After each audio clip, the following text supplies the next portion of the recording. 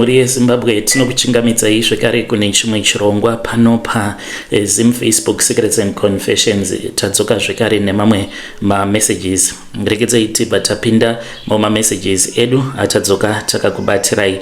Message yedu yokutanga yakamira sekudai so zvakangoma ngazvo vedwe. Strange things indeed they do happen in this world. Hanzi makadi zvenyu mukoma ndinokumbirawo kuti muge muchindiposterawo nyaya yangu makavika uchitupa changu. Inini ndauya pano ndine confession yangu iyo yandinayo. Confession yangu mukoma yakamira sekudai.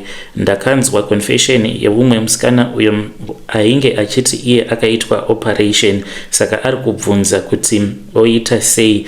Musikana ndinoti kwauri, iwe uripo pakufadza mutengi, iri ndiro basa ratakasarudza. Munhu ngaite zvinoita kuti mutengi agare achingofara. Ini ndinoti continue, nekuti kusaidi kwangu ndizvo zvandiri kuita.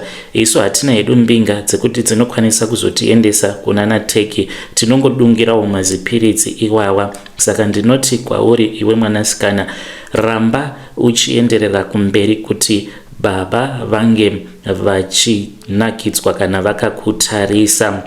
Continue girl, you rogue. Kana wakasarudza kurarama as a slay queen, do not even think otherwise, because tine kamusikirwo kedu katakaitwa kakatosiyana nevamwe vose. Gadziko ngari kure, noti kuti munhu anongoita flat.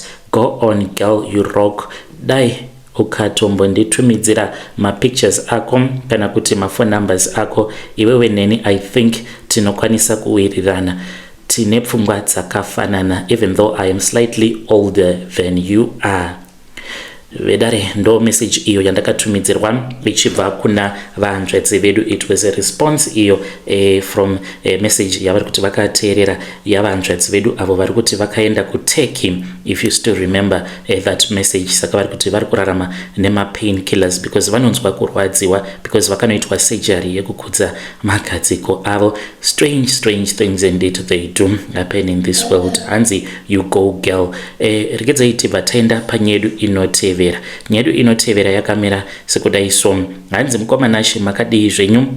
Ndinokumbirawo kuti munge muchindiposterawo nyaya yangu makavika uchitupa changu.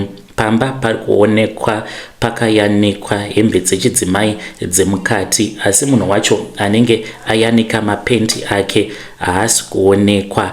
Mukoma, please ndinokumbirawo kuti kana mava kuposta nyaya yangu, kana mava kuposta please vigaiwo chitupa changu, kunyanya location ndiyo yandisiri kuda kuti inge ichizivikanwa. Mukoma, vigai kuitira kuti ndinogona kuzozivikanwa kuti ndini ndiri kutaura nyaya iyi nemuridzi wemba, nekuti akati nyaya iyi haisi kufanira kuzivikanwa kana nani, asi nekuda kwesituation ndiri kusangana nayo nevana haina kumira mushe, ndokusaka ndauya pano. Yangu mukoma haisi confession, but it is a dark secret.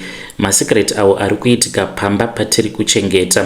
Mukoma nachikunza uku vanhu vari kuromba shua nekuda mari, havasi kutya kana kutya. Inini ndiri mukadzi, ndine makore 37 years ekuberekwa, ndine vana vangu 2, ndinogara muchangoti ndigere kuNorton pane imwe imba yeimwe mbinga yacho haigare munomu, inogara kuCanada. Kuti tinge tichizogara pamba apa inyaya yekuti tinoshanda ipapo inini nemurume wangu sema caretakers. Kuti tinge tichiwana basa iri mukoma inyaya yekuti tainge tagara mufield tichishandira kumayadhi. Iye zvinozvi tava kukwanisa 12 years taroorana. Murume wangu ndakamuwana ari garden boy, ininiwo ndakazoguma ndava kushanda samaid. Saka zvinhu zvedu zvinenge zvichitotifambira, nekuti taiti tikabatanidza pay yedu taitotenga something kupera kwegore. Mabasa awa tinomawana nekuti tiri mugrupu maagents emamaids nemagarden boy. Saka munogara muchikandwa maadverts emabasa imomo. Saka takazoonawo advert yainge yaiswa naagent yemunhu ainge achida young couple ine vana vasingadariki 2. Ainge achida kuchengeterwa pamba pake nekuti iye ainge asipo. Saka basa iri takabva tachizorifarira nekuti rainge rine mari yakawanda times 2 pane yatainge tichiwana apo patainge tichishanda. Pataishanda painge paine basa rakawandisa, asi apa kwainge kuri kungogara chete garden boy aripo, asi chimumumu haatauri, ndiye anogara kucottage, isusu tinogara kumain house. Muridzi wemba yatiri kuchengeta iye anogara permanently kuCanada, saka anenge asimo muno muZimbabwe, but anongouya. Takaona kuti anouya ka3 chete pagore rose. Tava ne2 years tichishandirapo pamba apa. Murume uyu haana mukadzi, ane vana vake 2 vasikana vaanofamba navo. Pose paari anenge ainavo vana ivavo vatokura, asi vana ava takanzwa sekunge havasi kuvarume. Saka tichisvika pamba apa, chekutanga chatakaudzwa nemuridzi wemba akati musavidza zuva musina kubatidza moto wehuni. Uyu ainge akatotenga huni muyadhi, mune gazebo ririmo, saka anoti mugazebo munofanira kugara muine moto, kunyangwe musingadi kubika nemoto, asi munofanira kugara makabatidza moto. Saka taitoziva kuti akauya akasvika pasina kubatidzwa moto, aitotanga kutopopota. Paanenge achipopota anenge atori busy achibatidza moto wake. Aizototi mhoresa kana atanga abatidza moto kuita sekunge ari kuda kuita braai, akangoti munongosiya marasha arimo mubraai stand imomo. Saka mafirst days tainge tisingazviise mumusoro sevanhu vainge vauya pabasa, tainge tisingatsvake zvakawanda. Chataingoda panguva yacho yaiva mari chete, saka taingotevedzera zvose. Saka zvakazoitika mukomana ndezvekuti takazotanga kufamba kumaprofita semhuri tichinobatsirwa sefamily yedu. Chakaitika kuti tinge tichizofamba inyaya yekuti taingoda kubatsirwa, kwete kuti tine chatainge tichisangana nacho pamba patainge tichigara, asi tainge tichitofambirawo matambudziko eduwo eupenyu hwedu semhuri. Saka taiti kana tikapiwa minamato yekushandisa neimwe yekukunda patainge tichigara. Saka chaindinetsa mukoma ndechekuti taiti kana tikaenda kumaprofita, minamato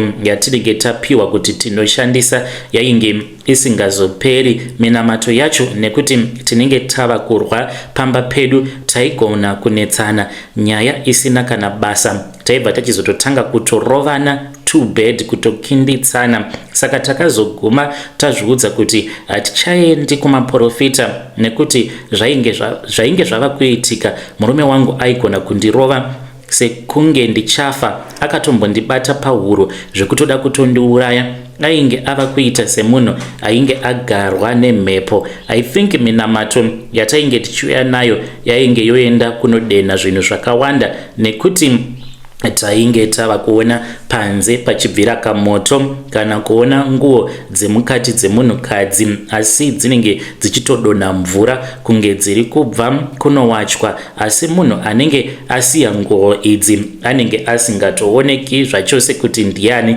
Saka takabva tachizoudza muridzi wemba kuti ndizvo zvatiri kuona pamba pako. Saka akatiti musabva pamba ipapo, garai muripo ipapo kusvika ndauya, asi haana kutiudza kuti ainge achazouya rini. Saka nekutya ndakaudzawo amai vepanext door kuitira kuti kana tikawana chinoitika patiri ndiye munhu wepadhuze anozoita witness. Saka amai ava vanoziva masecrets ose epanext door. Vakanditi pamba apa hapagariki nekuti amai vepo vanomuka chipoko, havana kufa rufu rwakanaka, vakaita zvekuchekereswa nemurume wavo, zvinotozivikanwa nemunhu wose wemuraini. Ndokusaka iye muridzi wepamba apa asiri kugara ipapo ari kutotiza mashura iwawo. Saka ndakabva ndatanga kunyatsokuona vision yose yekuti why baba ava vachiti tigare takabatidza moto pamba vainge vaine masecrets avo. Ndipo pandakadzidza mukoma kuti vanhu mudzimba umu vane madark secrets avanenge vakachengeta munhu anogona kutogara nenyoka musingatozivi kutoti munhu uyu atori nenyoka yake iyo yaari kugara nayo pamba pake. Saka inini ndanga ndafunga kubva kunyange muridzi wemba asati auya, asi murume wangu ari kuti ngatigarei kusvika muridzi wemba auya, nekuti takabva, kana kuri kunzi tikabva asipo anogona kuzotipomedzera dzimwe mhosva kuti takamubira zvinhu zvake. Saka kutaura kuti zvimwe kuda takamubira zvinhu zvake, neniwo ndiri kutya. Saka ndauya pano mukomanashi kutaura kwandiri kuita mukomanashi, tiripo pamba apa, asi inzvimbo yekuti vana vangu havasitombori safe zvachose. Vana vanopota vachiita zvekuvhumuka. Saka mwana kangu kadiki kanopota kachitaura, dzimwe nguva kanoita sekunge kanenge kachitaura nemunhu wakanenge kachiona. Mwana tinoti kana tikamubvunza kuti kuri kutaura nani, anobva angoti ndaona vamwe mama vari kuti ndivo mama vangu vanyowani, vari kuti imimi hamusisiri mama vangu. Ndauyawo pano ndiri kutsvakawo mazano mukoma kuti tobva here pamba apa, kana kuti timboramba takashingirira. I'm scared mukoma, nekuti iye muridzi wemba haasi kutaura uye hatitozivi kuti anouya rini kunoku kuZimbabwe, anongokaruka auya.